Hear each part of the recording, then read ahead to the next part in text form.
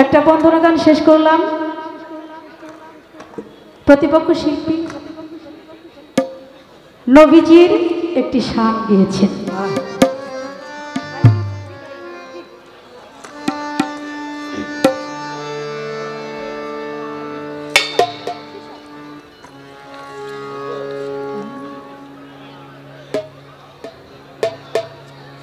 এখন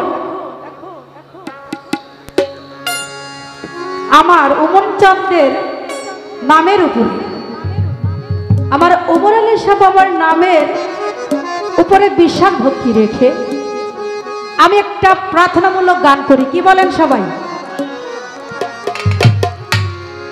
আমিও নবীজির একটি শান গাইতে পারি, তবে আমার কাছে মনে হলো যে দুজন শিল্পী বন্ধনার পরে একরকম দুটি গান না করে আমার সেই নবীজির প্রতিও ভালোবাসা, ভক্তি, শ্রদ্ধা রেখে ওনাকে চেনার জন্য, বোঝার জন্য অবশ্যই কিন্তু পীর মুর্শিদের প্রয়োজন হয়। কি বলেন?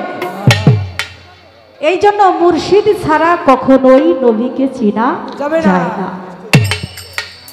এই জন্য আমার ওমর আলী শাহ বাবা, আমার রশিদ চান বাবা, আমার হায়দার চান বাবা, যত পীর মুর্শিদ এখানে আছেন, আমি মনে করি আমার একজন মুর্শিদ আব্দুর রশিদ সরকার, আমার দয়াল বাবা, আমার গুরুজি সর্ব জায়গায় সর্বগুরুর রূপে উনি রূপান্তরিত আছেন।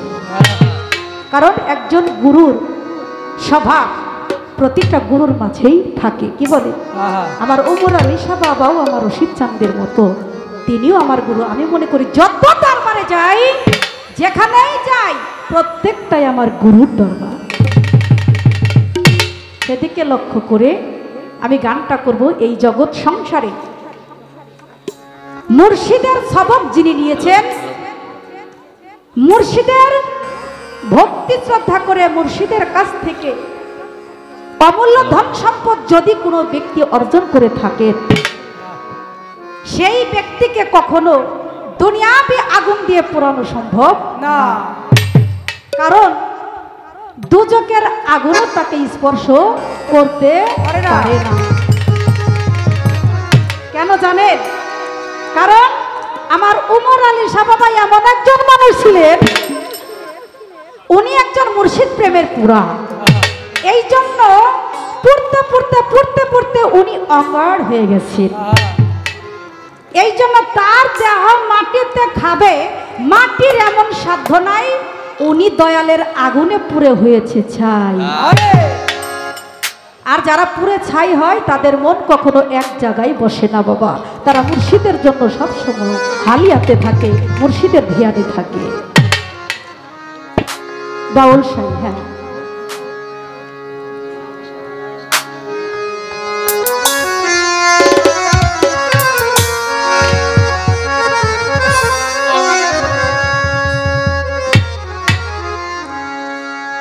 আমার মন তো ঘরে বসে না রে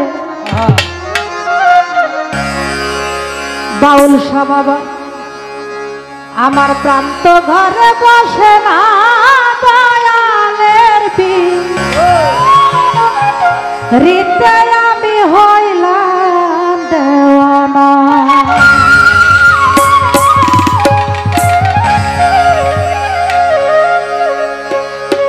মন তো ঘরে বসে না রে, প্রাণ তো ঘরে বসে না, দয়ালের পীড়িতে আমি হইলাম দেওয়ানা।